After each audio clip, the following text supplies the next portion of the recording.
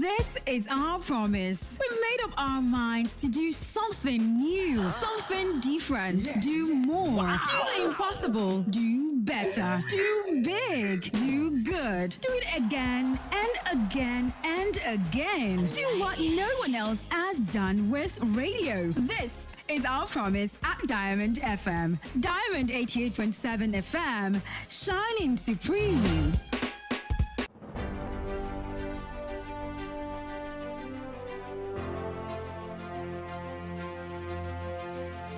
From the news desk at Diamond 88.7 FM Ilorin, this is news around the world. In the headlines, Tinubu writes Senate seeks confirmation of service chiefs. Tyler, 2 other land and jail for cybercrime in Kwara. Diamond Amusement Park imported new appointments for visitor satisfaction. On the foreign scene, Pakistan gets $2 billion from Saudi Arabia ahead of IMF meeting. In sport, Juventus willing to sell Paul Pogba for just €10 million. Good evening and thank you for joining us for the news across the world on Diamond 88.7 FM. Ilorin, I am Mekamua Osigbodi. You can listen to us via our website www.diamondfm.net or just live on Facebook at Diamond 887 FM or YouTube Diamond FM Ilorin. We bring you details of the news after this break. Is there any opportunity in this country? I don't lose hope. Oh my God, jackpot. Leaving the country may not be the solution that you think it is. Don't make leaving Nigeria the only solution to your life's challenges. Japa because you want to, but stop raising it as a solution to national issues that you can work on and fix. Nigeria will always be your home, and together we can make it better. This message is reaching you from Diamond 88.7 FM Ilorin.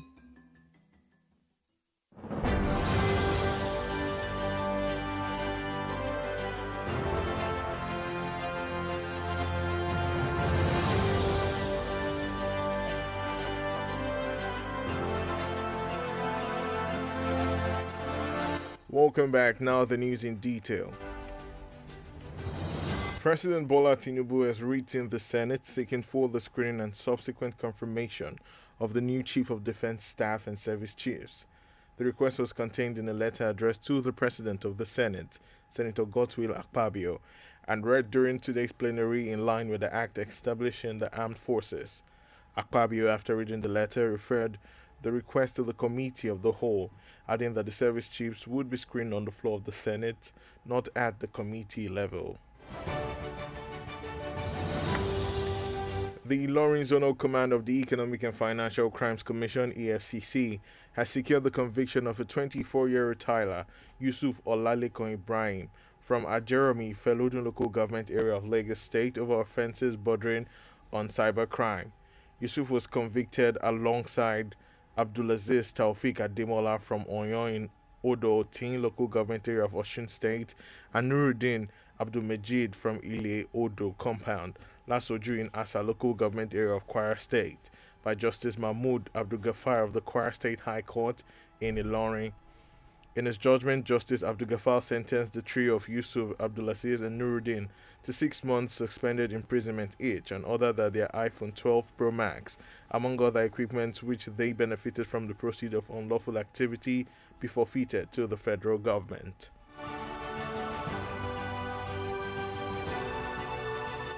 The Kwara Commissioner of Police CP Ebonlu Rotimi Adelesi has assured citizens that the police under her watch will be civil but firm in discharging its statutory duties without fear or favor. Speaking at a maiden meeting with the press at the force headquarters in Ilorin today, the commissioner, who stated that Kwara State is low in crime rate, emphasizes that the command under her watch will focus on nipping crimes in the bud, as crime without being checked can undermine the legitimacy of a state. Bring to the notice of all that the emphasis of the command under my watch shall be crime prevention. This is born out of our conviction that the emotional, social, economic, and practical costs of victimization are unquantifiable and extremely burdensome. She also stressed that the State Command will explore ICT, community engagement and collaboration, sister agencies partnership, intensification of intelligence gathering, deployment of quick response squad, among other strategies, in policing the state and forestalling cross-border crime. The fact that the command shares borders with Oyo, Osun, Ekiti, Kogi, and Niger states. Arrangements are therefore being made to strengthen the existing collaboration between the composite state commands as a way of forestalling felons from taking undue advantage of the interstate boundaries to perpetrate criminal activities. CP Adelesi, who also warned cultists and other criminals to vacate the state, called for the cooperation of every law-abiding citizens in the state on the command's resolve in making Kwara State a very secure place where peace and tranquility reign supreme. Still in Kwara, the management of Diamond Amusement Park Ilorin has invested in new equipment for visitors' attraction, providing visitors with unforgettable experiences. Mr. Elijah and Mr. Ajani, who was staff at the park, said during an interview with our correspondent today that the 4 new equipment recently installed attracted many visitors. 4 of them. We have flying chair, we have pirate ship, we have big pendulum, and we have the elephant train. About the patronage, it has during the earlier period, the way they hot, it's new. People were just seeing them, so the way the old equipment here they sold a lot, and the sales was so impressive. The Diamond Amusement Park manager, Mr. Olabode Oluwatoyin, stressed that there is less patronage now compared to the festive season, while hundreds of people visit for relaxation on weekends. Maybe the same thing, which also affect our sales and everything. But we know, normal relaxation is during weekends. So on Saturday and Sunday also cannot be compared to during the week activities. Saturday and Sundays the patronage is also okay, but you can never compare them to Holy Festival. Oluwatoyin urged parents, children, old and young Nigerians to visit to enjoy both the old and new imported equipment for a token amount. And in Osun State, the Osun State Governor, Senator Ademola Adeleke, has appointed Priest Abiodun Oyedele Oloyede as the acting registrar and Mr. Sunday Ademola Afolabi as acting bursar of Osun State Polytechnic, Ire. The appointment takes immediate effect as confirmed in a letter addressed to the rector of the Polytechnic by the Permanent Secretary of the Ministry of Education, M.A.K. Jimo. The media assistant at the office of the governor, Honorable Sheyi Adeniyi, confirmed the appointment on his social media page. The news across the world is reaching you from Diamond 88.7 FM in Lauren. We go on a break now. After that, we bring you foreign and sports news. Do stay with us. Follow us on social media, Facebook, Twitter and Instagram at Diamond 87 FM. Diamond FM, shining supreme.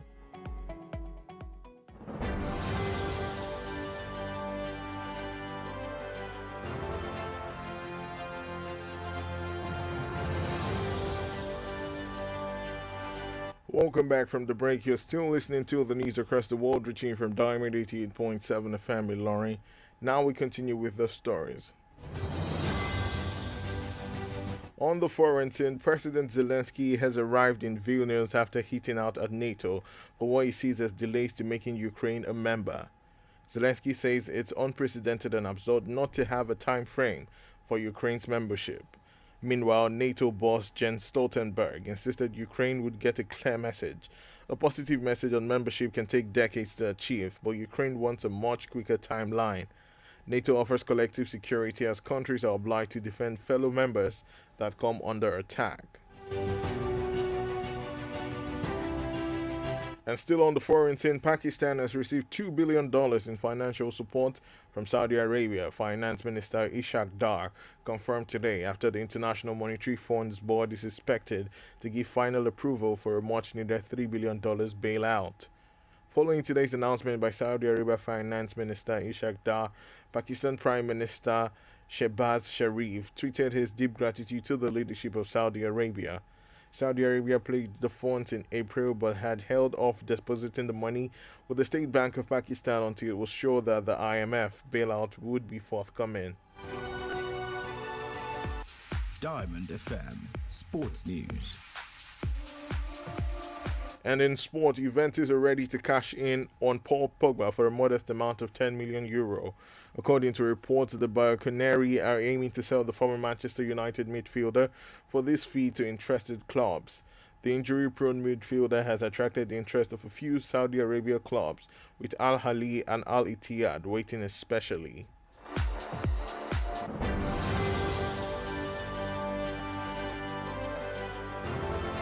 And with that, we have come to the end of the news across the world. But before we go, here is the recap of the major highlights. Tinubu writes Senate seeks confirmation of service chiefs. Tyler, 2 others land in jail for cybercrime in Kwara. Diamond Amusement Park imported new appointment for visitor satisfaction. And on the foreign scene, Pakistan gets $2 billion from Saudi Arabia ahead of IMF meeting. In sport, Juventus willing to sell Paul Pogba for just €10 million. Did you know that the longest recorded flight of a chicken is 13 seconds? While chickens are not known for their flying abilities, they can make short bursts off the ground if necessary. Diamond FM says, don't be pushed around by the fears in your mind. Be led by the dreams in your heart. For news coverage and information about happenings around you, kindly contact Diamond FM newsroom number on 0916 062 7526. That's 0916 062 7526. The news across the world was edited by Mukhtar Ajilobon. I am Mekamua Osigbodi. Thank you for listening to your Shining Supreme station. Enjoy the rest of your day.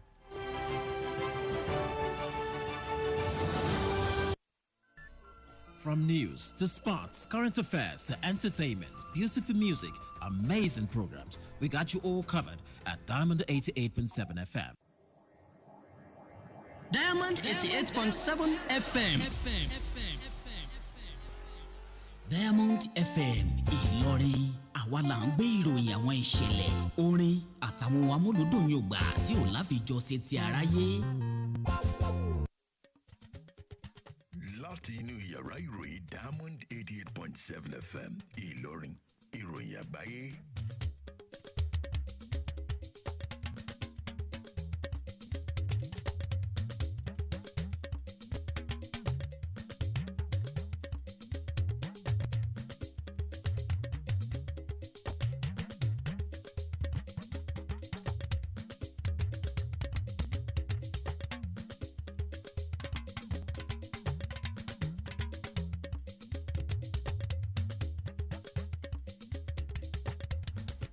Ẹ̀kúrọ̀lẹ́, èyí ni àwọn kókó inú ìròyìn. Ààrẹ Tinubu ti kọ̀wé ránṣẹ́ sí ilé ìgbìmọ̀ aṣòfin, ó ń béèrè fún ìbuwọ́lù àwọn lọ́gàálọ́gàá lẹ́ka ètò ààbò. Àjọ EFCC ti wá àwọn oníjìbìtì orí ìtàkùn mẹ́ta kan rè ilé ẹjọ́ nípínlẹ̀ Kwara. Ibùdó ìgbafẹ́ Diamond Amusement Park ti kó àwọn irinṣẹ́ ìgbafẹ́ ńlá tuntun 4 wọlé fún ìgbádùn àwọn aráàlú. Lẹ́ka ti ilẹ̀ òkèèrè, orílẹ̀-èdè Saudi Arabia ti fún ilẹ̀ Pakistan ní ẹ̀bùn mílíọ̀nù $2. Lẹ́ka eré ìdárayá, ikọ̀ Juventus ti fẹ́ ta Paul Pogba ní iye owó mílíọ̀nù €10. Ẹ̀kúrọ̀lẹ́, ti ṣe ń tẹ́ darapọ̀ mọ́ wa fún ti ìròyìn kákàkiri àgbáyé láti lè ṣẹ̀wá Diamond 88.7 FM Ìlọrin. Ọláyínká Ajibade lóníròyìn yín. Ẹ tún lè darapọ̀ mọ́ wa lórí ìtàkùn àgbáyé wa www.diamondfm.net tàbí lórí Facebook wa @diamond87fm tàbí lórí YouTube wa Diamond FM Ìlọrin. Ìròyìn ọ̀hún lẹ́kọ̀ọ́rẹ́ ń bọ̀ láìpẹ́.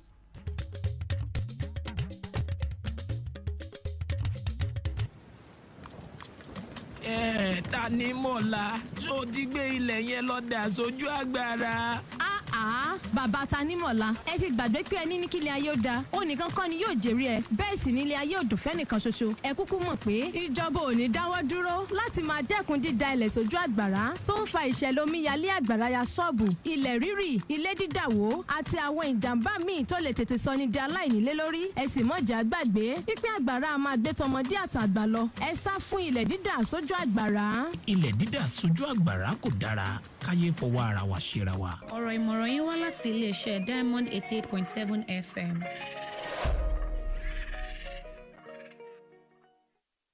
ìròyìn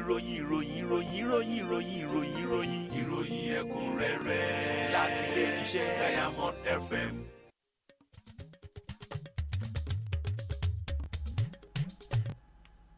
Ẹ káàbọ̀ padà. Ààrẹ Bọ́lá Tinubu ti kọ̀wé ránṣẹ́ sí ilé ìgbìmọ̀ aṣòfin ní èyí tí ó fi ń béèrè fún ṣíṣe àyẹ̀wò àti ìbuwọ́lù olórí àwọn òṣìṣẹ́ elétò ààbò tuntun àti àwọn lọ́gàálọ́gàá lẹ́ka ètò ààbò. Ìbéèrè yìí ló jẹ́ nínú lẹ́tà kan tí ó kọ ránṣẹ́ sí ààrẹ ilé ìgbìmọ̀ aṣòfin Godswill Akpabio eléyìí tí ó sì kà sétí gbogbo ilé lónìí. Akpabio lẹ́yìn tí ó ka lẹ́tà ọ̀hún wá darí lẹ́tà náà sí ìgbìmọ̀ kan àmọ́ tí ó ní gbogbo ilé ni yóò ṣe àyẹ̀wò fún àwọn lọ́gàálọ́gàá lẹ́ka ètò ààbò yìí kì í ṣe láti pàṣẹ ìgbìmọ̀ kankan. Àjọ EFCC ẹ̀ka tìlú Ìlọrin ti wọ arákùnrin alẹ́ táìsì kan ìyẹn ẹni ọdún 24 years Yusuf Ọlálẹ́kan Ibrahim láti ìjọba ìbílẹ̀ Ajérọ̀mí nípínlẹ̀ Èkó re ilé ẹjọ́ fún ẹ̀sùn jìbìtì orí ìtàkùn. Wọ́n wọ́ Yusuf re ilé ẹjọ́ pẹ̀lú Abdulaziz Taofik Adémọ́lá láti Ọ̀yàn níjọba ìbílẹ̀ Odò Ọ̀tìn nípínlẹ̀ Ọ̀ṣun àti Nurudeen Abdulmajid láti ilé odò láṣojú níjọba ìbílẹ̀ Asa ní ìpínlẹ̀ Kwara gẹ́gẹ́ iwájú adájọ́ Mahmood Abdulgafar ti ilé ẹjọ́ gíga ìlú Ìlọrin. Lásìkò ìdájọ́ rẹ̀ lánàá, adájọ́ Abdulgafar wá ní kí ọ̀kọ̀ọ̀kan àwọn ẹni yìí kí wọ́n lọ fún ẹ̀wọ̀n oṣù 6 tí ó sì pàṣẹ gbígbé ẹsẹ̀ lé àwọn ẹ̀rọ ìbánisọ̀rọ̀ iPhone 12 Pro Max tí wọ́n rí nídìí iṣẹ́ tí wọ́n ń ṣe náà. Kọmíṣánná fájọ ọlọ́pàá ní ìpínlẹ̀ Kwara CP Ẹ̀bùn Olúwarótìmí Adélèsì ti mú dání lójú wípé àjọ ọlọ́pàá lábẹ́ ìṣàkóso òun yóò tẹ̀lé ẹ̀tọ́ ọmọnìyàn àmọ́ tí wọn kò ní yẹ̀gẹ̀rẹ̀ lórí ojúṣe wọn. Nígbà tó ń sọ̀rọ̀ lásìkò ìpàdé alákọ̀ọ́kọ́ rẹ̀ pẹ̀lú àwọn oníròyìn ní olú iléeṣẹ́ àjọ ọlọ́pàá nílùú Ìlọrin lónìí ní wípé ìwà ọ̀daràn kò fi bẹ́ẹ̀ wọ́pọ̀ nípínlẹ̀ Kwara àmọ́ tí ó ní òun yóò rí dájú wípé lábẹ́ ìṣàkóso òun àwọn ṣe àfikún ìgbìyànjú lórí dídènà ìwà ọ̀daràn láwọn tìbútòrò ìpínlẹ̀ yìí. Ó fi kún wípé àjọ ọlọ́pàá ìpínlẹ̀ Kwara yóò ṣe àmúlò ìlànà ICT ìfikùnlukùn àti ìfọwọ́sowọ́pọ̀ pẹ̀lú àwọn àjọ elétò ààbò yòókù àti bẹ́ẹ̀ bẹ́ẹ̀ lọ láti lè fi kojú ìwà ọ̀daràn. CP Adélèsì wá ṣe níkìlọ̀ fáwọn ọmọ ẹgbẹ́ òkùnkùn àti àwọn oníwà ọ̀daràn mìíràn láti fi ìpínlẹ̀ Kwara sílẹ̀. Ó tún wáá rọ àwọn aráàlú láti fọwọ́sowọ́pọ̀ pẹ̀lú àjọ ọlọ́pàá láti lè fi mú kí àlàáfíà jọba ní ìpínlẹ̀ Kwara. Àwọn aláṣẹ ibùdó ìṣeré Diamond Amusement Park Ìlọrin tún ti ṣe àfikún àwọn ohun ìgbafẹ́ tó ń bẹ ní ibùdó yìí fún ìgbádùn àwọn olùgbafẹ́ lọ́mọdé àti lágbà. Àwọn òṣìṣẹ́ ibùdó Diamond Park kan ọ̀gbẹ́ni Elijah àti ọ̀gbẹ́ni Ajayi lásìkò ìfọ̀rọ̀wánilẹ́nuwò pẹ̀lú àwọn oníròyìn lónìí jẹ́ kó di mímọ̀ wípé àwò dámi ẹnu òun ni àwọn irinṣẹ́ ìgbafẹ́ tuntun 4 ọ̀tọ̀ọ̀tọ̀ náà tí wọ́n sì ti ń ṣokùnfà ọ̀gọ̀rọ̀ àwọn àlejò sí ibùdó náà. Ẹ gbọ́ bí ó ti ṣe sọ. A ṣe ní àwọn new machine tí a ṣe rí láìpẹ́ yìí. Ìkan a ní pendulum pirate ship, then a ti lè rí new train, then this new swing tẹ̀rí nítòsí bí inú. So that will be mẹ́rin genuine tí bá ń tí dá sí wọn. Then nípa sales tẹ sọ recent festive that ṣe kọjá, a ní we make a lot of sales. Àwọn èèyàn tọ̀nà ọ̀gbọ́n tán wá fún tí wọ́n fún eléyà program.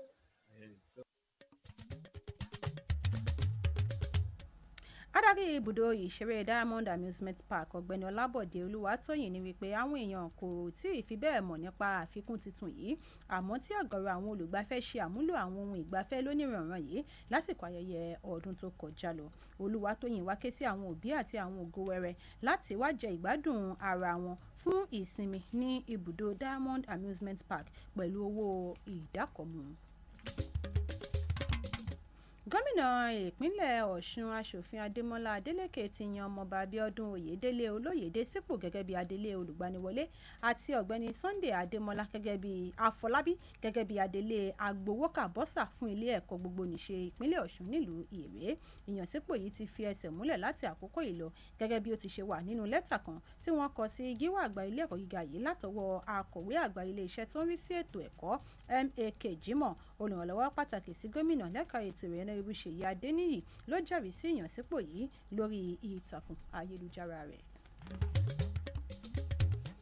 Ìròyìn kákàkiri àgbáyé ilẹ̀ tí ń tẹ́tí gbọ́ lọ́wọ́ láti iléeṣẹ́ wa Diamond 88.7 FM Ìlọrin. Bí a bá dé láti ibi ìdáná dúró ráńpẹ́, ìròyìn láti ilẹ̀ òkèrè àti tèrè ìdárayá lámàmú wá sí etí ìgbọ̀yìn. À ń padà bọ̀ láìpẹ́.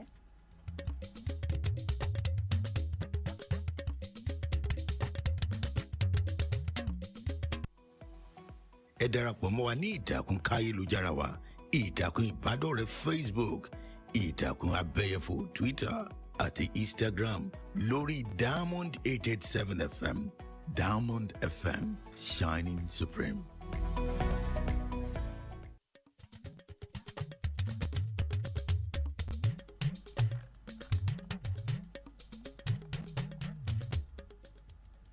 Ẹ káàbọ̀ padà. Ìròyìn kákàkiri àgbáyé ṣì ń tẹ̀síwájú láti iléeṣẹ́ wa Diamond 88.7 FM Ìlọrin. Ìròyìn láti ilẹ̀ òkèrè. Ààrẹ Zelensky ti balẹ̀ sí Vilnius lẹ́yìn ìgbà tí ó ti fi ìbínú rẹ̀ hàn sí àjọ NATO látàrí bí ó ṣe ní wípé wọ́n ń fà sẹ́yìn lórí gbígba ilẹ̀ Ukraine wọlé sínú àjọ náà. Zelensky ní wípé ó kù díẹ̀ káàtó lórí bí wọn kò ṣe fún òun ní gbèdéke ìgbà tí àjọ NATO yóò gba ilẹ̀ Ukraine wọlé. Ẹ̀wẹ̀, olórí ikọ̀ NATO Jens Stoltenberg ní wípé ilẹ̀ Ukraine yóò kàn sí wọn lọ́nà tí ó péye lórí gbígba ilẹ̀ ní wípé àjọ NATO yóò kàn sí wọn lọ́nà tó péye lórí gbígba ilẹ̀ Ukraine wọlé, àmọ́ ó lè tó ọdún mẹ́wàá tàbí jù bẹ́ẹ̀ lọ. Àmọ́ tí ojú tí ó ń kan ààrẹ Zelensky yìí ju àkókò tí àjọ NATO gbé kalẹ̀ yìí lọ. Àjọ NATO ni wọ́n máa ń pèsè ètò ààbò fún àwọn orílẹ̀-èdè tí wọ́n bá jẹ́ ọmọ ẹgbẹ́ wọn. Bákan náà, lẹ́ka ti ilẹ̀ òkèrè, ilẹ̀ Pakistan ti tẹ́wọ́ gba owó bílíọ̀nù $2 gẹ́gẹ́ bí ìrànlọ́wọ́ látọwọ́ ilẹ̀ Saudi Arabia. Mínísítà àfẹ́tò ìṣúná Isiaq Dar ló jẹ́rìí sí ọ̀rọ̀ yìí lónìí lẹ́yìn ìgbà tí wọ́n ti ń dúró kí àjọ IMF buwọ́lu owó ìrànwọ́ oní bílíọ̀nù 3 fún ilẹ̀ Pakistan. Látàrí ìkéde yìí látọwọ́ mínísítà àfẹ́tò ìṣúná ilẹ̀ Saudi Arabia, Isiaq Dar ní wípé olórí ilẹ̀ Pakistan Shehbaz Sharif ti kéde ìdúpẹ́ rẹ̀ fún àwọn olórí ilẹ̀ Saudi Arabia. Orílẹ̀-èdè Saudi Arabia ṣèlérí owó yìí nínú oṣù kẹrin, àmọ́ tí wọ́n ń dúró láti mọ̀ bóyá àjọ IMF yóò ṣe àgbékalẹ̀ owó eléyìí tí ó yẹ kí wọ́n ṣe. Lẹ́ka eré ìdárayá, ikọ̀ Juventus ti ṣetán láti gba owó tí wọ́n bá kó lórí agbábọ́ọ̀lù wọn Paul Pogba, eléyìí tí wọ́n gbé owó mílíọ̀nù 10 euro lé lórí. Ìròyìn jẹ́ kó di mímọ̀ wípé ikọ̀ Juventus ń gbà lérò láti ta agbábọ́ọ̀lù tẹ́lẹ̀ rí fún ikọ̀ Manchester United ní iye owó yìí fún àwọn ikọ̀ tí wọ́n bá nífẹ̀ẹ́ láti sanwó náà. Agbábọ́ọ̀lù náà tó máa ní ìfarapa ní ìgbà gbogbo ní àwọn ikọ̀ kan láti ilẹ̀ Saudi Arabia bíi Al Ahly àti Al Ittihad ṣeéṣe kí wọ́n kó owó lé lórí.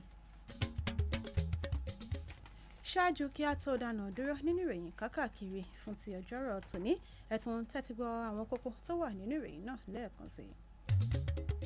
Ààrẹ Tinubu ti kọ̀wé ránṣẹ́ sí ilé ìgbìmọ̀ asòfin, ó ń béèrè fún ìbuwọ́lù àwọn lọ́gàálọ́gàá lẹ́ka ètò ààbò. Àjọ EFCC ti wọ́ àwọn oníjìbìtì orí ìtàkùn 3 kan rọ ilé ẹjọ́ nípínlẹ̀ Kwara. Ibùdó ìgbafẹ́ Diamond Amusement Park ti kó àwọn irinṣẹ́ ìgbafẹ́ ńlá tuntun 4 wọlé fún ìgbádùn àwọn aráàlú. Lẹ́ka ti ilẹ̀ òkè orílẹ̀-èdè Saudi Arabia ti fún ilẹ̀ Pakistan ní ẹ̀bùn owó bílíọ̀nù $2. Lẹ́ka eré ìdárayá, ikọ̀ Juventus ti fẹ́ ta Paul Pogba ní iye owó mílíọ̀nù 10 euro. Ǹjẹ́ o mọ̀ wípé ìgbà tó pọ̀ jùlọ tí adìyẹ tó ń lò lórí afẹ́fẹ́ nínú àkọsílẹ̀ òun ní ìṣẹ́jú akàn 13? Bí ó tilẹ̀ jẹ́ wípé adìyẹ kìí ṣe ẹyẹ tí ó lè fò púpọ̀, àmọ́ lẹ́ẹ̀kọ̀ọ̀kan wọn a máa gbéra kúrò nílẹ̀. Iléeṣẹ́ Diamond FM wá ń fi àsìkò yìí gbà ọ́ níyànjú láti má ṣe jẹ́ kí ìbẹ̀rùbojo ọkàn rẹ kí ó darí rẹ ríboríbo. Jẹ́ kí èròǹgbà ọkàn rẹ kí ó ṣe àtọ́nà fún ọ. Bí ẹ bá ní èyíkéyìí ìròyìn tẹ́ fi tó iléeṣẹ́ wa létí, ẹ lè pe yàrá ìròyìn iléeṣẹ́ wa sórí 091 60 62 7526. Mukhtar Ajilọgbọ́n lolóòtú ìròyìn yìí. Olayinka Ajani Ajibade ló tún ló kà á sí etí ìgbọ̀yìn. Ẹ ṣeun tẹ́ǹtẹ́ ti gbọ́ wá níkànnì Diamond 88.7 FM Ìlọrin.